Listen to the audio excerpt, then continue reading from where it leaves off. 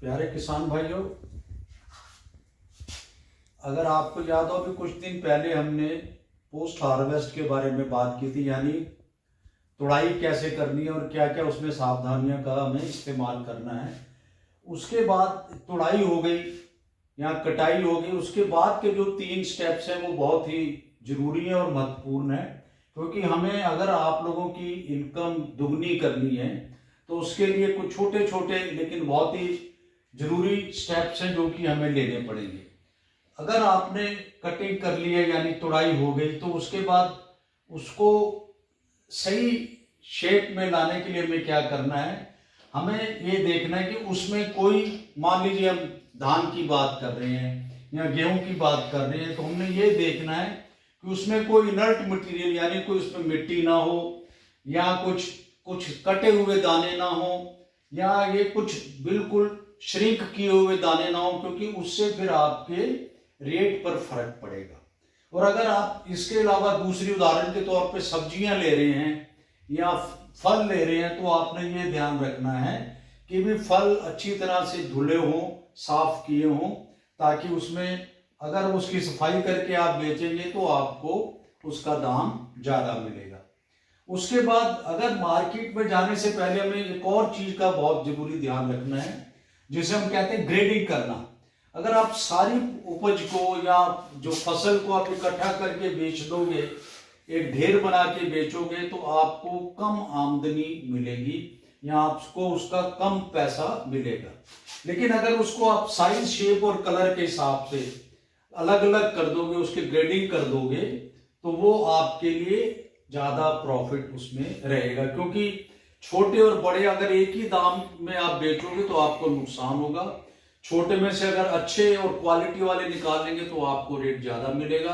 और आपने ये ध्यान बहुत जरूरी रखना है कि जब आप ग्रेडिंग कर रहे हैं तो शेप यानी साइज और शेप दोनों एक सी होनी चाहिए, और कलर भी आप मान के चलिए कि कलर उसका एक सार हो, ताकि वो तभी उसके ग्रेडिंग उसके लिए ज्यादा महत्वपूर्ण है।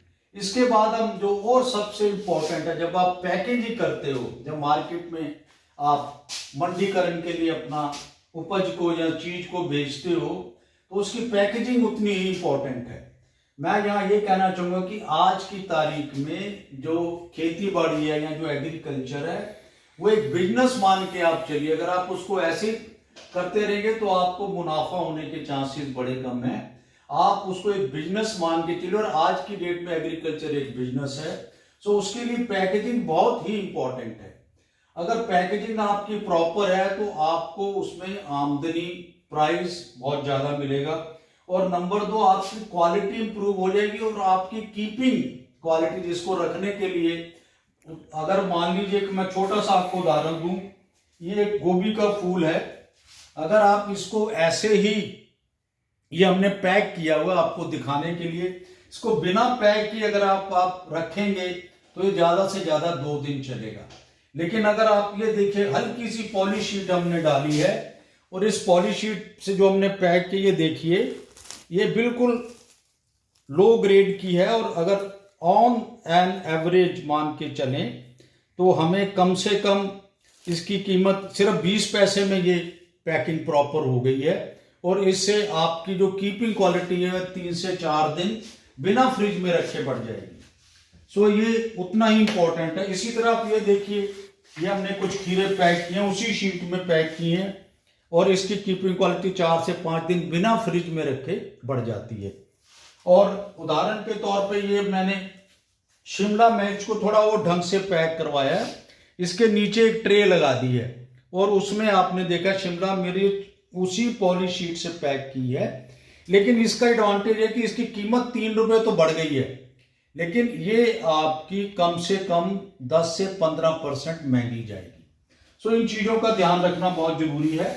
इसीलिए मैंने 2-3 उदाहरण के तौर पर, ये छोटे बैंगन हैं, कितने बढ़िया लग रहे हैं और अच्छे लग रहे हैं। ग्राहक आज की तारीख में, कस्टमर जो है या ग्राहक है, वो उस चीज को प्रेफर करता है जो प्रॉपरली पैक्ड है।